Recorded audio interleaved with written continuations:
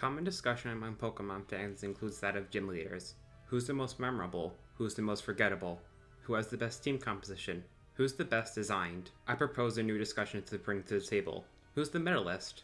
Not necessarily which leader is the most average, meh, or mid, but assuming we tried to put every leader from easiest to hardest, who lands in the middle, providing just enough of a challenge to not necessarily be easy, but cutting it short in other aspects that they don't necessarily feel hard. I plan on answering that question, starting by talking about the newest game in the franchise, Pokemon Scarlet and Violet. Because there are 8 gym leaders, I cannot necessarily rank them from easiest to hardest, and then nominate the middlest leader by whoever lands in the middle. Instead, I'll pick out the 3 easiest leaders and the 3 hardest leaders. From there, we'll be left with 2 gym leaders.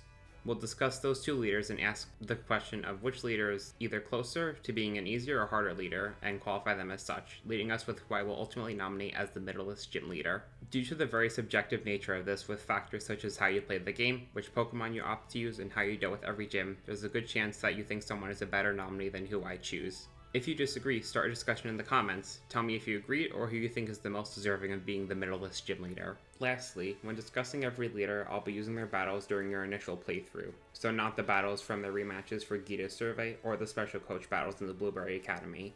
And with that said, I think it's just about time to get started with the discussion. Starting off with the bottom of the list, I would personally nominate the easiest leaders to be Katy, Brassius, and Kofu. Starting with Katy, there isn't really much to say at all. Early gym leaders can sometimes be the most brutal due to how hard they can be to counter, but this isn't really true at all for Katy. She doesn't really do a good job at countering any of her weaknesses, so as long as you're bringing a fire type or a flying type, you should have little issues steamrolling through all of her bug types. Remember the fire type or flying type that just obliterated Katy? Well, congrats, because now they'll do the same to Brassius. Brassius becomes slightly more challenging because his ace, Sudowoodo, has a rock type attack which can defer super effective damage. It also has Sturdy, so it can never go down in one hit and will likely be hitting you back with the super effective rock throw. However, Paldean Wooper is a common early game pick who can provide backup to help secure the win, just in case he manages to trip you up. Topping off the bottom of the list is Kofu. Does anyone even remember this guy? Water's main weaknesses, Grass and Electric, are both countered by him, but only by one of his Pokemon. If you brought Grass type, you'll want to watch out for his Veluza's flying type Pluck attack. And if you brought an electric type, you'll want to watch out for his Wugtrio's ground type Mud Slap attack. Getting through those 2, his water type Crabominable shouldn't be too much of a threat, so plan accordingly and Kofu should barely be a problem. Moving along to the hardest leaders who I personally nominate to be Iono, Larry, and Tulip. Starting with Iono, electric type leaders get a huge advantage on how to prepare, as the only weakness that they deal with is ground types. Iono does a pretty good job at countering that weakness. Her Belly Bolt can be taken down by strong enough ground types, but it knows Water Gun, hitting your ground types for super effective damage. Her Luxio feels like the weakest link of the team, and likely goes down quickly to a ground type move. All of her Pokemon up to this point also know Spark, meaning that upon hit, there's also a 30% chance that your Pokemon gets paralyzed. However, the most notable member of her team is her Mismagius. It has Levitate, meaning that it gains a ground immunity while also having an electric Terra type, essentially making her ace have 0 weaknesses. Chances are that you aren't preparing a gravity user to take her Mismagius out, especially when Iono is the 3rd leader and options are still very slim.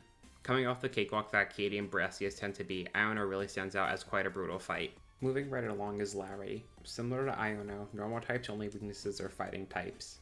Normal type gym leaders tend to be infamous for how hard their fights can be, and although Larry may not be the hardest normal type gym leader, he absolutely brings a challenge. Larry opens up with Kamala, who if not taken care of quickly enough can disrupt your setups by using Yawn and putting your Pokemon to sleep. His Dunsparce is next, who can hit like a truck with its Hyper Drill attack. Lastly is his Staraptor, who not only knows Intimidate and can lower the damage of your fighting type attacks, but also knows Aerial Ace, a flying type attack that can hit your fighting types for super effective damage. If you're not one-shotting everything, there's a decent chance that Kamala and or Dunsparce set you up to get swept by Staraptor. Lastly is Tulip.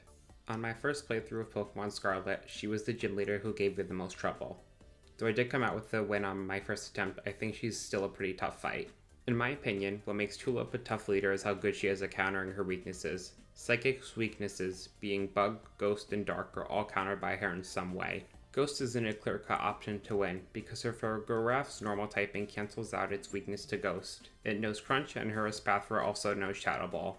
In addition, Dark types are in good counter, as her Gardevoir is a fairy type who knows Dazzling Gleam, and her ace, Florges, also knows Moonblast.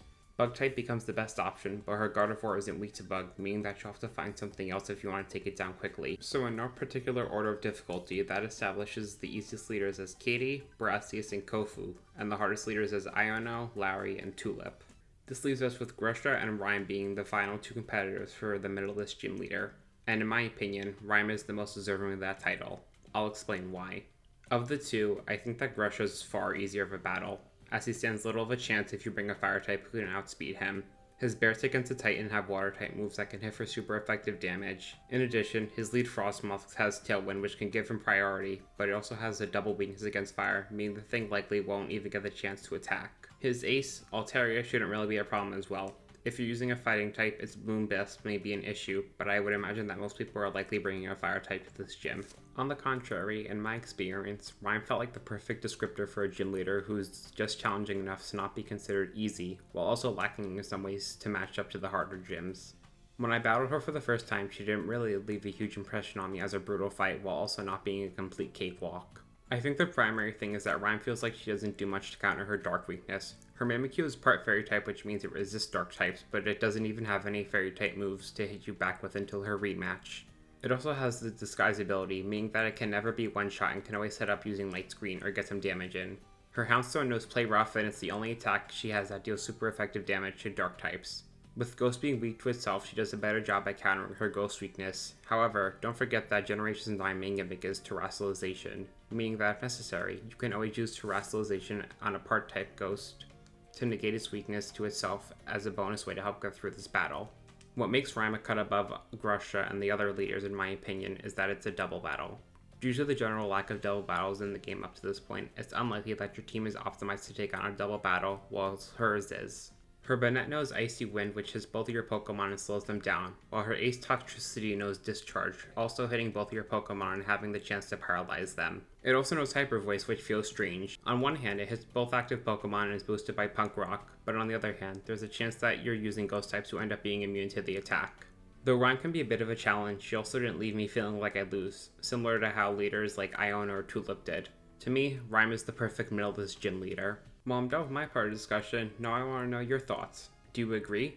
Or perhaps you think my opinion's terrible? Let me know in the comments what you think. This is a really fun way to analyze the gym leaders, and I'd be happy to make this into a series if you enjoyed me ranking the gym leaders in this way. If you're new here, you're always welcome to stick around and subscribe, as I plan to keep at it with the weekly uploads. I have a good number of topics on my mind that I'd like to discuss relating to video games and technology. Regardless, thank you for watching, and I'll see you in the next video.